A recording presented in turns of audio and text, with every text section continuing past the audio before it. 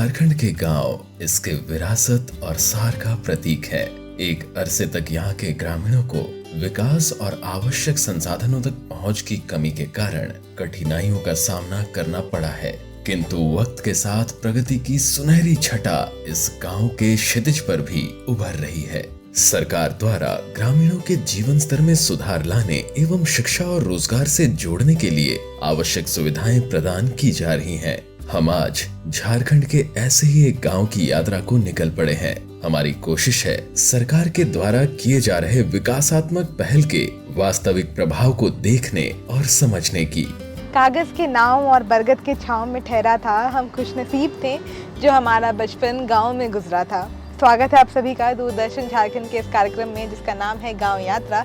एक ऐसा कार्यक्रम जिसके जरिए हमारा प्रयास रहता है कि झारखंड के गांव की जो खूबसूरती है, यहाँ पर जो जिंदगी बसती है, बीते वर्षों में जो भी विकास के काम हुए हैं, कितना विकासशील हुआ है हमारा झारखंड का गाँव, ये सारी जानकारी हम आप तक लेकर आए। और इस बार हम निकल चुके हैं ब्राम्बे पंचायत। हमारा गंतव्य है ब्राम्बे और उसके साथ साथ चुंद गाँव। हम ये दोनों ही गाँव की आज आपको यात्रा करवाएंगे। यहाँ पर क्या कुछ काम हुआ है, यहाँ की खासियत क्या है, वो सब हम आपको बतलाएंगे। हमारी गाड़ी निकल चुकी है, हम हाईवे 39 से होते हुए पहुंचेंगे ब्राम्बे। तो हमारे साथ इस सफर पर बने रहिए और निकल चलते हैं साथ में इस अद्भुत यात्रा पर।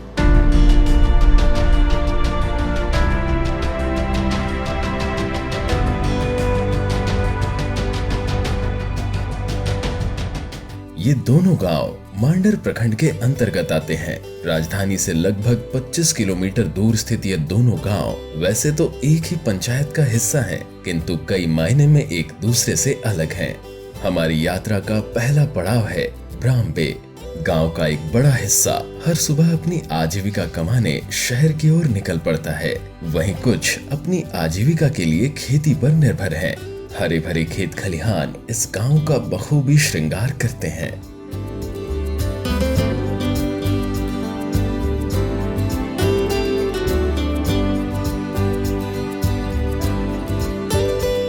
ये कृषि प्रधान ग्राम है और अधिकतर ग्रामीण जो यहाँ रहते हैं वो अपनी आजीविका के लिए खेती पर निर्भर हैं। यहाँ की मिट्टी काफ़ी उपजाऊ है, जिस कारण 12 महीने यहाँ खेती की जाती है। बरसात के मौसम में धान की खेती और बाकी मौसम में अलग अलग सब्जियाँ उगाई जाती हैं। इनके इस प्रयास को अब सरकारी योजनाओं का भी सहारा मिला है। टपक सिंचाई, स्प्रिंकलिंग इरिगेशन और पॉली हाउस के जरिए भी यहाँ के जो ग्रामीण हैं वो अब खेती कर रहे हैं, जिस कारण असर ये हुआ है कि इनकी उत्पादकता में अब वृद्धि हुई है।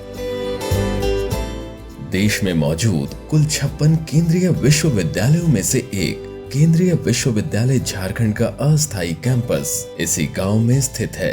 लगभग एक दशक पहले स्थापित हुए इस विश्वविद्यालय ने भी इस गांव के विकास में अहम भूमिका निभाई है, खासकर रोजगार सृजन एवं शिक्षा की अलख जगाने में। जब मेरी बेटी 1 साल मतलब पहला क्लास में थी, उस समय से जा रही है, तो जैसे जाने के बाद में मैथ तो बहुत ही अच्छा बना लेती है।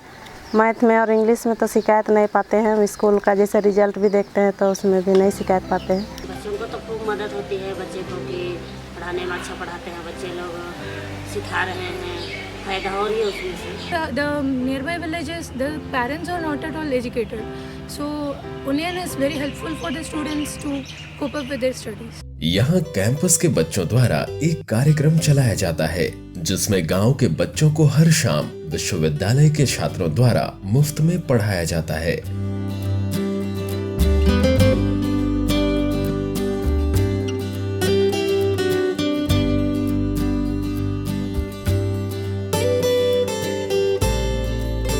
बीते कुछ वर्षों में ब्राम्बे में हुए विकास का एक मुख्य कारण यहाँ स्थापित सरकारी संस्थान भी रहा, जिस प्रांगण में फिलहाल हम मौजूद हैं। यहाँ सबसे पहले सेंट्रल ट्रेनिंग इंस्टीट्यूट चला करती थी, उसके बाद सेंट्रल यूनिवर्सिटी ऑफ झारखंड का टेम्पररी कैंपस यहाँ पर इस्टेब्लिश हुआ।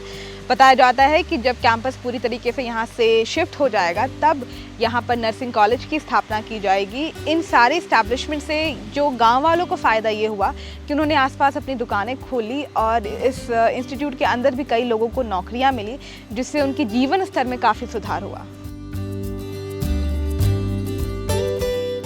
सीओजे की स्थापना ने इस गांव में शिक्षा के प्रति लोगों को जागरूक करने में अहम योगदान निभाया है। यही वजह है कि यहाँ स्थित मध्य विद्यालय में बच्चों के अंदर शिक्षा को लेकर काफी गंभीरता देखी जाती है।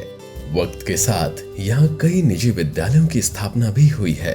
कुछ ही वक्त में सीयूजे पूर्ण रूप से अपने स्थायी कैंपस में स्थानांतरित कर दिया जाएगा, किंतु उम्मीद है कि यहाँ बीते कुछ वक्त में शिक्षा की जिस ज्योति को प्रज्वलित किया गया है वह इसी प्रकार चलती रहेगी।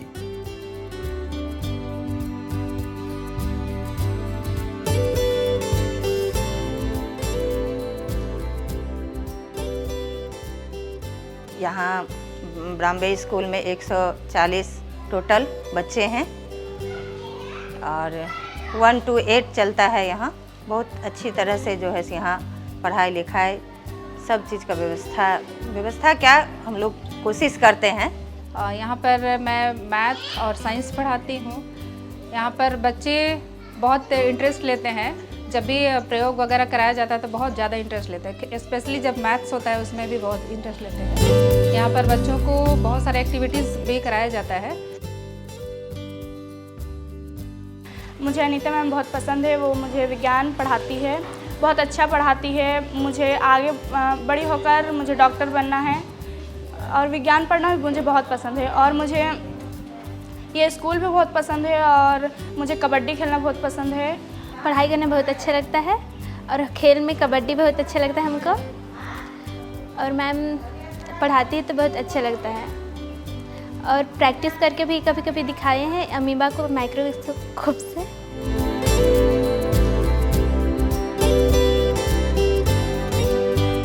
शिक्षा के क्षेत्र में किया गया कार्य इसलिए भी महत्वपूर्ण हो जाता है क्योंकि जागरूकता की कमी और सही शिक्षा के अभाव में गांव ने काफी दुर्भाग्यपूर्ण दिनों का सामना किया है। शिक्षा की कमी और शराब की लत ने इस गांव के कई परिवार उजाड़ दिए। कुछ लोग ब्राह्मबे को विलेज ऑफ विडोज यानी विधवाओं का गांव भी बुलाते हैं। वर्तमान में सरकार द्वारा ग्रामीणों विशेषकर महिलाओं के जीवन में सकारात्मक बदलाव लाने के लिए कई प्रयास किए जा रहे हैं। यहाँ पशुधन योजना के तहत पशुपालन को बढ़ावा दिया जा रहा है।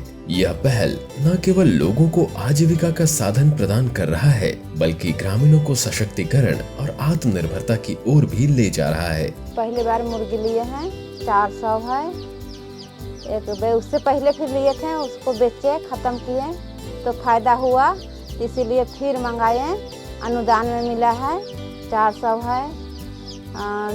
दिन भर में 2 बार 3 बार देते हैं, दाना देते हैं खाने के लिए। फिर इसका साथ में फिर भी चावल अरवा चावल देते हैं साथ में खाने के लिए और देखभाल इसी को करते हैं। हालांकि यह कोशिश वास्तव में परिवर्तनकारी तभी हो पाएगी जब सारे हितधारकों द्वारा साथ मिलकर कार्य किया जाएगा। आशा है कि सब साथ मिलकर अपनी कहानी फिर से लिख सकते हैं और अपनी आने वाली पीढ़ियों के लिए समृद्धि और खुशहाली का एक नया अध्याय बना सकते हैं। इसी आशा के साथ हम निकल पड़े चूंद गांव की ओर। ब्राह्मबे से लगभग 5 किलोमीटर की दूरी पर स्थित यह गांव पहली नजर में काफी साधारण सा प्रतीत होता है, किंतु जैसे जैसे हम गांव के अंदर प्रवेश करते हैं हमें इसकी खूबसूरती के प्रमाण मिलने शुरू हो जाते हैं। यहाँ एक हेल्थ एंड वेलनेस सेंटर मौजूद है जहाँ लगभग हर दिन ग्रामीणों को सेवा दी जाती है। हफ्ते के कुछ दिन यहाँ के कर्मी गांव में जाकर बच्चों का टीकाकरण किया करते हैं। साथ ही आंगनबाड़ी में बच्चों एवं माताओं को जागरूक करने का कार्य भी करते हैं। इस गांव में कुल 3 आंगनबाड़ी हैं। तीनों ही आंगनबाड़ी अलग अलग टोले में स्थित है और यहाँ कार्यरत सेविका एवं सहायिका बच्चों को रोजाना इनके घरों से अपने साथ केंद्र लेकर आती हैं। इन्हें खेल खेल में पढ़ाती हैं, भोजन मुहैया कराती हैं और फिर सारे बच्चों को सकुशल घर वापस छोड़ कर आती हैं। सोमवार को मतलब सादा खाना है, लेकिन बच्चा लोग ना खिचड़ी नहीं मतलब सादा खाना में यूज नहीं करने पाता है, बोलता है कि हमको खिचड़ी चाहिए। सादा खाना को लोग घर में खाता है, इसीलिए मतलब रोज खिचड़ी उन लोग को चाहिए। हम लोग को तो है मीनू में कि हम लोग को 3 दिन सादा खाना है और 3 दिन खिचड़ी खिलाना है। मैं यहाँ की सेविका हूँ चुन बगीचा टोली की। तो मेरा काम रहता है कि यहाँ का जितना भी लाभार्थी है मेरा, सबसे पहले तो किशोरी है, किशोरी से फिर गर्भवती आती है, उसके बाद धात्री आती है, उसके बाद 6 माह से 3 वर्ष का बच्चा, उसके बाद है 3 से 6 साल का बच्चा लोग का मेरा यहाँ ज़्यादा ध्यान रहता है। सबसे पहले तो मेरा डेली का सेंटर खोलना है, 8 बजे सेंटर खोलते हैं। उसके बाद सहायिका आती है, साफ़ सफाई करती है। उसके बाद बच्चा बुलाते हैं, हम लोग दोनों मिल के बुलाते हैं। एरिया बहुत बड़ा है तो नहीं है, लेकिन घर घर दूर दूर घर है, एक एक घर है। तो बच्चा भी अभी छोटा छोटा है, जो थोड़ा जानते थे आते थे वो लोग स्कूल चले गए हैं। अभी छोटा बच्चा लोग को थोड़ा ज़्यादा ध्यान देना पड़ता है, इसलिए हम लोग को डेली बुलाना पड़ता है, घर घर जाके उसके बाद घर घर पहुंचाना भी पड़ता है।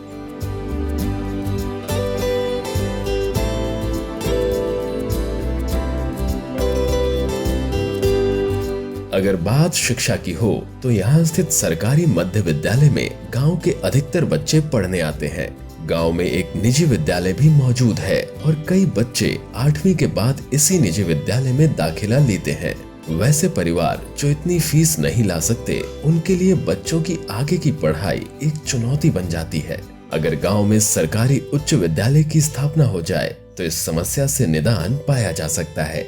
और ये स्कूल जो है मांडर ब्लॉक का सबसे दूरस्थ एरिया में है। इसके आगे अब थोड़ा सा आगे जाइएगा तो इधर रांतू ब्लॉक है, इधर बुढ़मू ब्लॉक है, और ये मांडर ब्लॉक का एकदम लास्ट आपका सीमा में है ये स्कूल।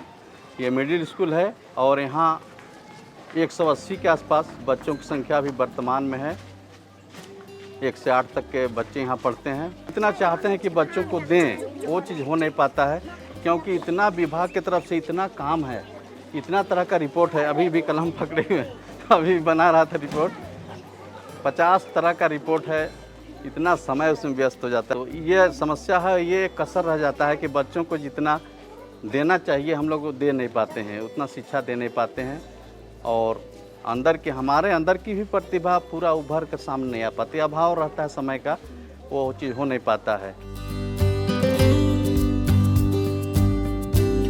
स्कूल का नाम है राजकीय कृत मध्य विद्यालय चूल। मेरे क्लास में 6 सब्जेक्ट होते हैं और हमारे स्कूल में टीचर्स है, टीचर्स की संख्या है 6। हमारे स्कूल में कंप्यूटर रूम है जहाँ हम कंप्यूटर भी सीखते हैं, और हमारे स्कूल में वॉशरूम पानी नल सब सुविधा है। ब्राह्मणे पंचायत के अंतर्गत आने वाला ये गांव है चून, और फिलहाल हम चून के राज्यकृत मध्य विद्यालय के प्रांगण में मौजूद है। यहाँ पर 8वीं तक की पढ़ाई होती है और बच्चों को खैर गवर्नमेंट की तरफ से जो फैसिलिटीज़ दी जा रही हैं, उसके अलावा समय समय पर कंपनीज़ द्वारा कुछ CSR प्रोजेक्ट्स के द्वारा भी कुछ यहाँ पे कंट्रीब्यूशन दिया गया है।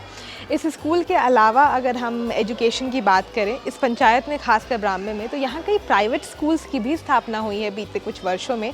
तो ये कहना गलत नहीं होगा कि कहीं ना कहीं शिक्षा को लेकर तो यहाँ के लोग जागरूक हैं, और क्योंकि यहाँ पर स्कूल्स की मौजूदगी बहुत ज़्यादा है, फिर चाहे वो प्राइवेट स्कूल्स हो और गवर्नमेंट स्कूल्स, जिस वजह से पेरेंट्स को अपने बच्चों को एजुकेशन के लिए ज़्यादा दूर भेजने की ज़रूरत नहीं होती।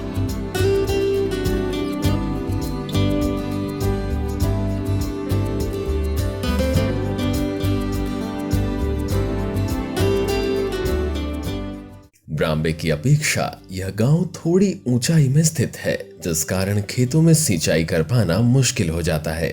लगभग हर किसान यहाँ खेती के लिए बरसात के पानी पर निर्भर है।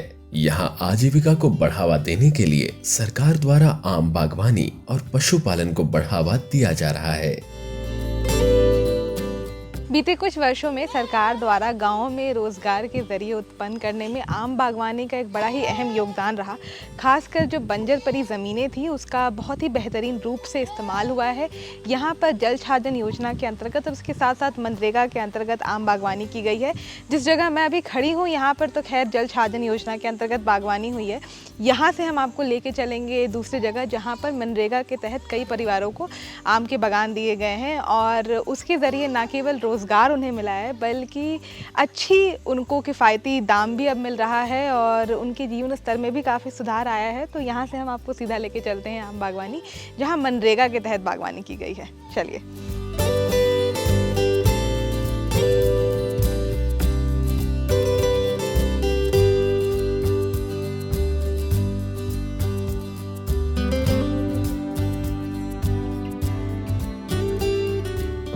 मनरेगा के अंतर्गत आम बागवानी योजना का पेड़ मिला हुआ है 1 एकड़ में, और इस बार हमारे गांव में टोटल कुल 5 परिवारों को मिला है, उसमें से मेरा भी है, और 1 एकड़ में 110 पौधा लगेगा। देखिए, काम तो मनरेगा के तहत में जो भी काम आ रहा है सुचारू ढंग से, यहाँ रोड है, तालाब है, वृक्षारोपण है, करीब करीब यहाँ लगभग हो ही रहा है। हर किसान को यहाँ देखते हुए हम लोग दे रहे हैं काम। और वृक्षारोपण के संबंध में आप बता रहे हैं, करीब करीब यहाँ 10 से 15 लोगों को यहाँ वृक्षारोपण हो चुका है और अभी जारी है। पशुधन योजना के अंतर्गत कई परिवारों को मुर्गी पालन के लिए चूजा दिया गया है। साथ ही शेड निर्माण हेतु अनुदान भी दिया गया है। अनुदान मिला है जिसमें हम लोग को मुर्गी पालन करना है और अभी कर रहे हैं। उसमें 7,500 में 40 मुर्गी दिया है। उसमें दाना 1 बोरा दिया है, बाकी बात अपने से मेहनत करना है। और अभी मुर्गी अच्छा है, उसको दवा भी दिला दिए हैं और उसके बाद बेचने उसको पालेंगे। घास उस अपने से भी चारा बना के खिलाएंगे। घास भी खाती है मुर्गी, साग पत्ता उत्ता सब, तो इसलिए अच्छा होता है। इसे पहले भी पाले थे तो फायदा हुआ था, इस बार फिर पाले हैं।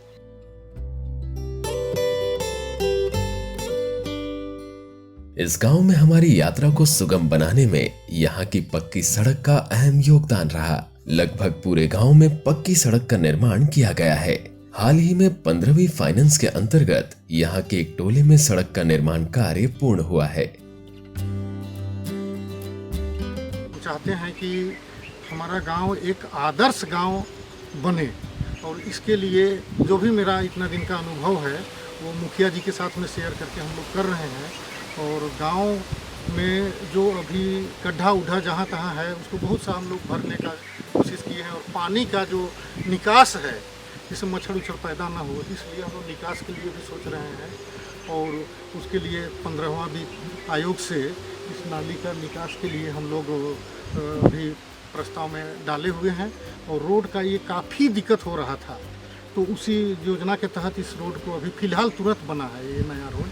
जहां एक तरफ सड़क का निर्माण कार्य पूर्ण हो चुका है, वहीं दूसरी तरफ यहां मौजूद तालाब पर फिलहाल सौंदर्यीकरण का कार्य प्रगति पर है। यहां सीढ़ियों का निर्माण किया जा रहा है ताकि ग्रामीणों के लिए तालाब का इस्तेमाल आसान हो सके।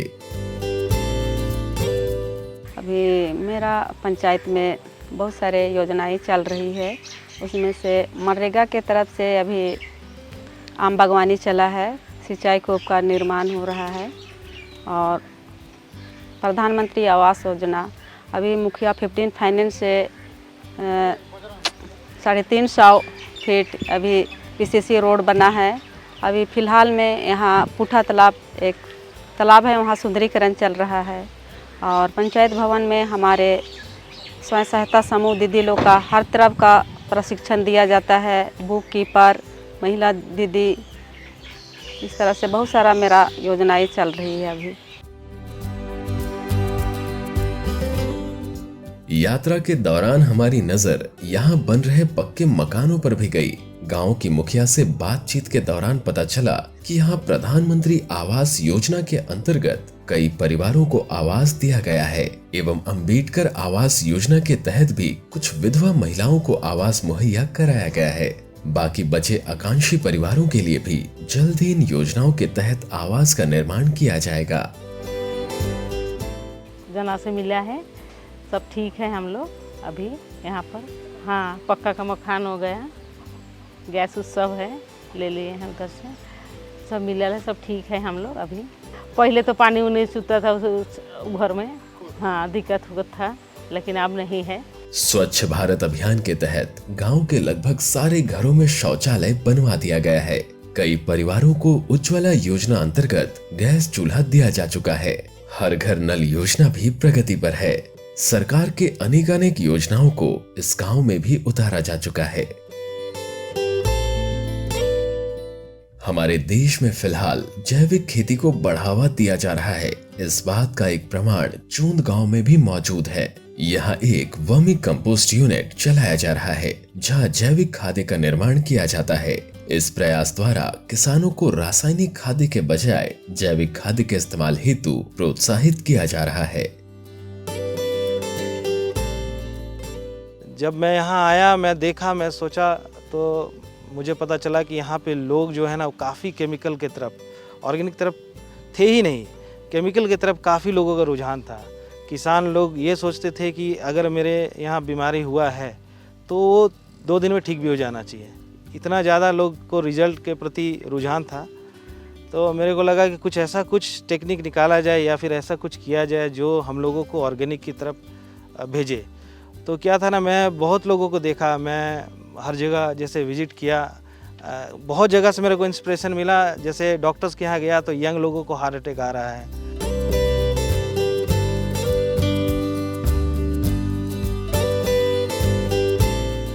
घर में भी, परिवार में भी यंग लोग हैं, वो कुछ बीमारी से ग्रसित हो रहे हैं। तो मैं सोचा क्यों ना एक स्टार्ट किया जाए कुछ ऑर्गेनिक की तरफ ले जाने के लिए। तो मैंने बहुत रिसर्च करने के बाद ये सोचा कि पहले वर्मी कंपोस्ट का यूनिट से स्टार्ट किया जाए। पहले जो मेन बेसिक चीज़ जो लगता है एक किसान को खेती करने के लिए, वो लगता है खाद, जो ज़मीन को उर्वरता को बढ़ाए और अच्छा पैदावार दे। तो क्या हुआ कि मैंने उसमें रिसर्च किया तो मैं ये देखा कि लोग यूरिया, DAP और भी कुछ अलग चीज़ें हैं उस पर डिपेंडेंट हैं लोग काफ़ी ज़्यादा। लेकिन एक चीज़ बहुत कॉमन था यहाँ पे कि चाहे कुछ भी हो जाए लोग गोबर ज़रूर देते हैं।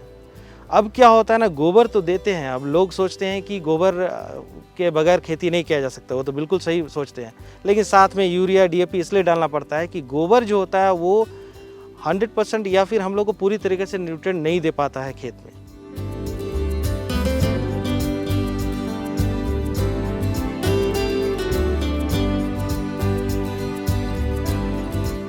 विकास एक सतत यात्रा है। यहाँ मौजूद विभिन्न सरकारी कार्यक्रम समुदाय के भविष्य को सही आकार दे रहे हैं। इन गांव में परिवर्तन के सच्चे उत्प्रेरक यहाँ के शैक्षणिक संस्थान हैं। गांव की प्रगति निजी और सरकारी दोनों स्कूलों की उपस्थिति से स्पष्ट है। दृढ़ संकल्प और सामूहिक दृष्टि के साथ ये स्कूल ग्रामीणों के बीच उनके बच्चों के लिए शिक्षा के महत्व के बारे में जागरूकता पैदा करने के लिए अथक प्रयास कर रहे हैं। यह एक कठिन लड़ाई है, लेकिन परिवर्तन के बीज बोए जा चुके हैं और प्रगति उत्साहजनक है। शिक्षकों, अभिभावकों और पूरे समुदाय के संयुक्त प्रयासों से इस गांव में एक सुनहरे भविष्य को बढ़ावा देते हुए ज्ञानोदय का मार्ग प्रशस्त किया जा रहा है।